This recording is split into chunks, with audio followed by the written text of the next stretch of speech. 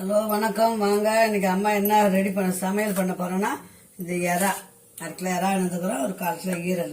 இதை வச்சு தான் இன்னைக்கு டிஷ்ஷு செய்ய போகிறேன். வாங்க வீடியோக்குள்ளே போகலாம். முதல்ல நம்ம எறாக்கு மசாலா ரெடி பண்ணிக்கலாம். ஒரே ஒரு ஸ்பூன் எண்ணெய், அதுக்கு மேலே வேண்டாம். அதில் மிளகு கொஞ்சம் போடுங்க,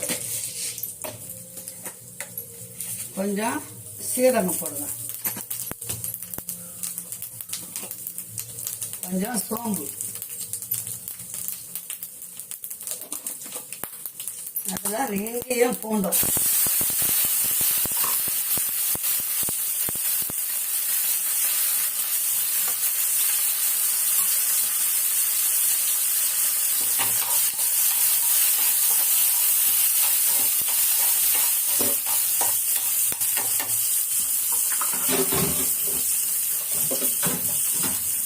அது கூட கருவேப்பிலை கொஞ்சம் போட்டுக்கணும்.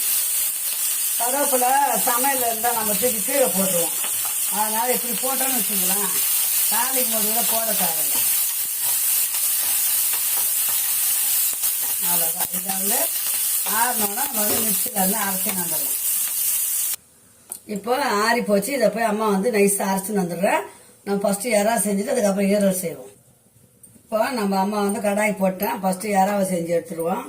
அதுக்கு ஒரு 25 கிராம் எண்ணெய் ஊற்றிங்க, 1/2 கிலோ எறா. அவ்வளோதான். எண்ணெய் ஊற்றியாச்சு. எண்ணெய் நல்லா காயட்டும். எண்ணெய் காஞ்சாதான் டக்கு டக்கு டக்குன்னு வேலை ஆகும். எண்ணெய் காயட்டும். நல்லா காஞ்சிட்டோட 2 சோம்பு போடலாம்.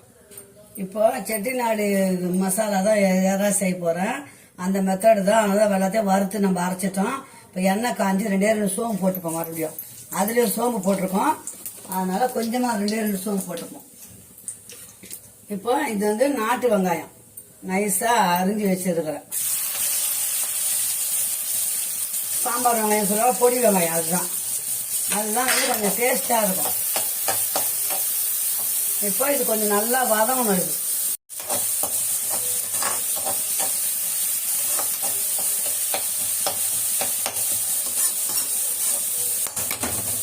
வெங்காயம் கொஞ்சம் பொன்னிறமாக வதங்கணும். இப்போ வெங்காயம் வதங்கினா கொஞ்சம் உப்பு போட்டுக்கலாம். கொஞ்சமாக போட்டுக்கலாம். பத்தலைன்னா அப்புறமா கிரேவிக்கு அப்புறமா போட்டுக்கலாம். முதல்ல வெங்காயம் கொஞ்சமாக உப்பு போட்டாச்சு. அது நல்லா வதங்குது. வெங்காயம் கொஞ்சம் கொஞ்சமாக வதங்கிச்சு. இப்போ பாருங்க, தக்காளி போடுவோம். தக்காளியும் நல்லா வதங்கணும். இப்போ வெங்காயம் நல்லா வதங்கிச்சு. இஞ்சி பூண்டு பேஸ்ட் போட்டுக்கலாம். 2 ஸ்பூன் போட்டுக்கோங்க.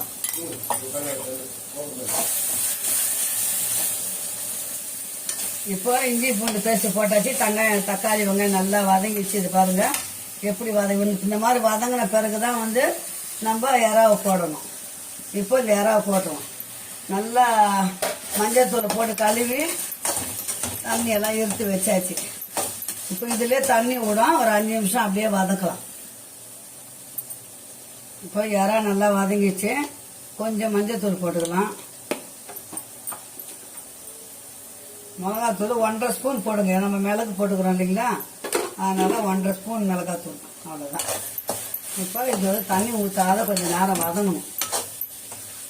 நல்லா வதக்கினா தான் மிளகாத்தூள் வாசனை போன அப்புறம் தேவைப்பட்ட ஒரு 1/2 கிளாஸ் தண்ணி ஊற்றலாம். அவ்வளோதான்.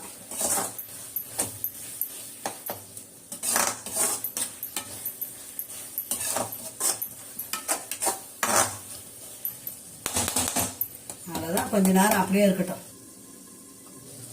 இப்போ நல்லா கிரேவி இதுவாகி போச்சு. கொத்தமல்லி போட்டுடலாம். கொத்தமல்லி போட்டு நல்லா கலரி விட்டுருலாம். அதாவது 2 நிமிஷம் இருந்ததுன்னா சூப்பரான எறா கிரேவி ரெடி ஆகிடும். மிளகு, சீரகம், சோம்பு இதெல்லாம் அரைச்சி போடுறதால அது செட்டிநாடு பக்குவம் டேஸ்ட் இருக்கும். எந்த கறியுமே செட்டிநாட்டில் மிளகு, சீரகம், சோம்பு இல்லாத பண்ண மாட்டாங்க. அந்த மாதிரி தான் அம்மா பண்ணியிருக்கிறேன் இன்னைக்கு. எறா இன்னும் 2 நிமிஷம் சுண்டட்டும். எறாவை இறக்கிடலாம். இப்போ பாருங்க, எண்ணெய் பிரிஞ்சு வந்துச்சிங்களா, அப்போ பக்குவமாக ஆயிடுச்சு எறா. அவ்வளோதான், இறக்க வேண்டியதுதான். இன்னும் கொஞ்சம் நேரம் வச்சோம்னா தீஞ்சிடும்.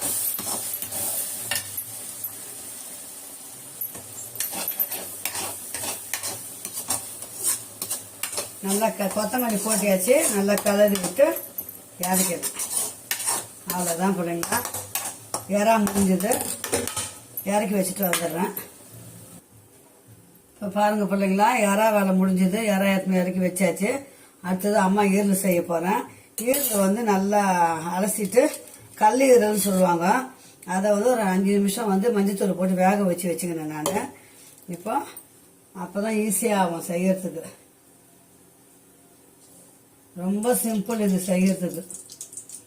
இதுக்கு ஒரு 25 கிராம் எண்ணெய் வச்சுக்கோங்க. ஒரு 3 ஸ்பூன் எண்ணெய் தான் 25 கிராம் அளவு.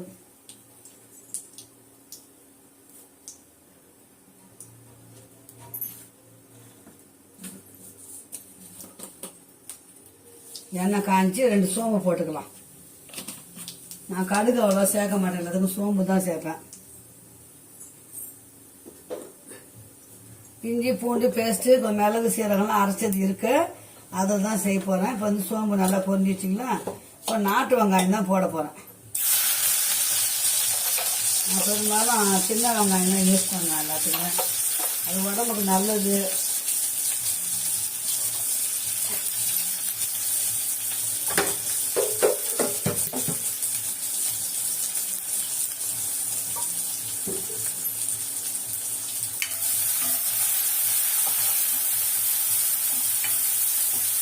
இது கொஞ்சம் பெரட்டின மாதிரி எடுத்து வச்சுங்க. தக்காளி ரசம் வச்சுட்டோம்னா இந்த ஈரலுக்கும் அதுக்கும் சூப்பராக இருக்கும்.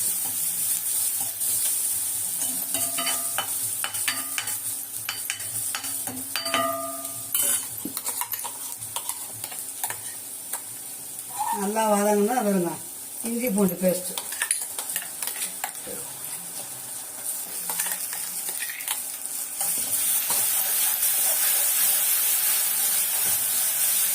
இஞ்சி பூண்டு மிளகு சீரகம் சோம்பு எல்லாமே சேர்ந்து அரைச்சிருக்கிறேன் அம்மாவில்.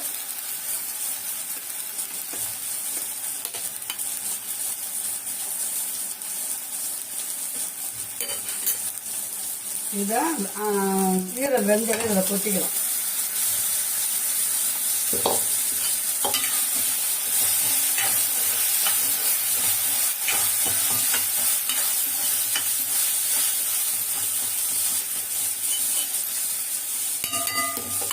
கொஞ்சம் நல்லா வதங்கிட்டா உப்பு போட்டுக்கலாம்.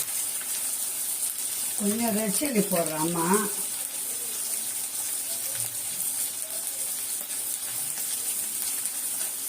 கொஞ்சம் கலராக இருக்கும் பார்க்கறதுக்கு.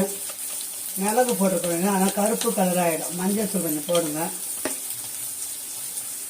கீரை வந்து உப்பு தானே கொஞ்சமாக போடுங்க. போட்டுட்டு நம்ம இந்த மிக்ஸி கழுவுறோம் பார்த்தீங்களா ஜாரு, அந்த தண்ணி மட்டும் ஊற்றினா போதும். ஏற்கனவே நம்ம வந்து வேக வச்சுட்டோம் கொஞ்சம்.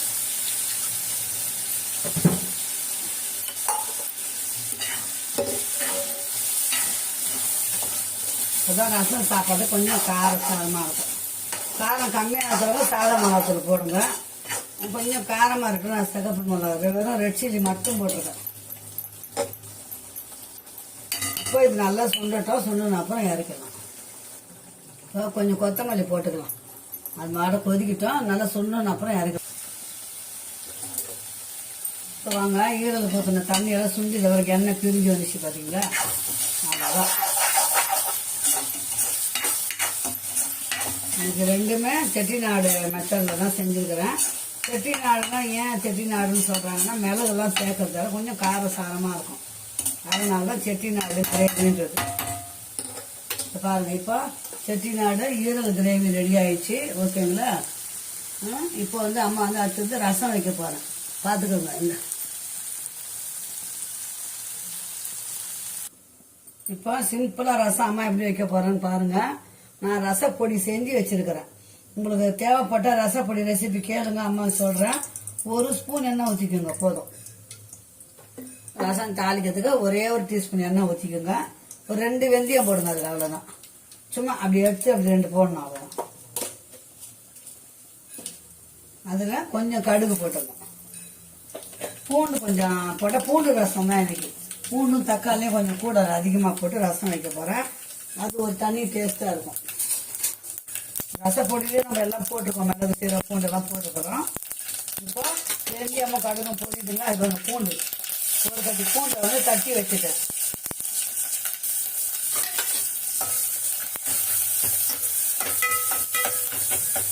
இப்போ இந்த பூண்டு வதங்கிச்சிங்களா, ஒரு பெரிய தக்காளி ஒன்று மிக்சியில் ஒரு திருப்பி வச்சுட்டேன்.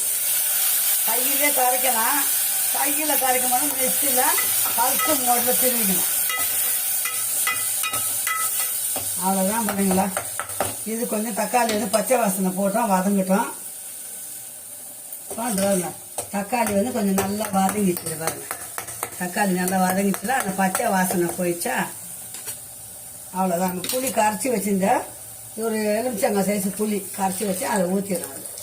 அதில் உப்பு மஞ்சள் தூள் நான் போட்டேன், புளி தண்ணியை ஊற்றிக்கணும். அவ்வளோதான்.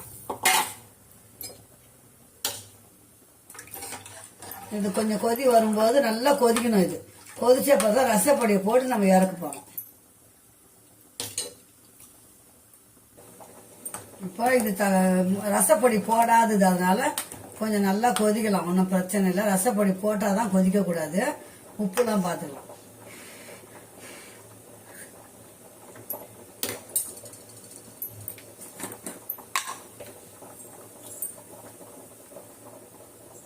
இப்போ சிறுவை வச்சுட்டோம்மா. இப்போ வந்து ரசப்பொடி போட போகிறேன். 2 ஸ்பூன் தான் போட்டு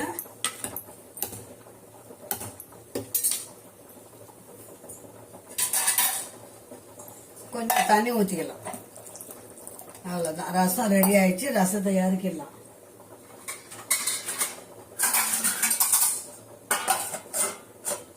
தட்டு போட்டு மூடியாச்சு. ரசத்தை இறக்கி வச்சுட்டு வந்துடும். இப்போ பாருங்க பிள்ளைங்களா, ஈரல் செஞ்சாச்சு, ரசம் தக்காளி ரசம் வச்சாச்சு, அதுக்கப்புறம் இறாவும் செஞ்சாச்சு, அதுக்கும் ரசம் தான். சாதம் வேகுது. இப்போ அவ்வளோதான். 2 விசில் வச்சுட்டோம்னா சாதம் வேலை முடிஞ்சிடும். இந்த வீடியோத்தோடு முடிச்சுக்கலாம். மீண்டும் ஒரு நல்ல வீடியோவில் சந்திக்கலாம். செல்ல பிள்ளைங்களா, அம்மா சேனலை சப்ஸ்கிரைப் பண்ணுங்கள், லைக் பண்ணுங்கள், கமெண்ட் பண்ணுங்கள். செல்ல பிள்ளைங்களா, ரசப்பொடி அம்மா செய்கிறது சூப்பராக இருக்கும். தேவைப்பட்டால் சொல்லுங்க, ரசப்பொடி ரெசிபி உங்களுக்கு நான் போடுறேன். சூப்பராக இருக்க. செஞ்சு வச்சுட்டிங்கன்னா 2 தக்காளி ஒரு போட்ட புளி பூண்டு நசுக்கி வச்சுக்கின்னு இந்த காய் கிள்ளி போட்டுன்னு வச்சுக்கோங்க. அவ்வளோதான். தக்காளி ரசம் வச்சிடலாம். ஒரு செகண்டில் வச்சிடலாம். ரசம் வேலை முடிஞ்சிடும். அம்மா எவ்வளோ சீக்கிரம் செஞ்சுட்டேன் பாருங்கள். இப்போ சோறு வந்துடுச்சு. அதான் அந்த முகம் கழுவி வச்சா முடிஞ்சிடுச்சு. விசில் போட்டு விட்டோம்னா 2 விசில் தான். அவ்வளோதான் பிள்ளைங்களா. மீண்டும் நல்ல வீடியோவில் சந்திப்போம். பாய் செல்லங்களா.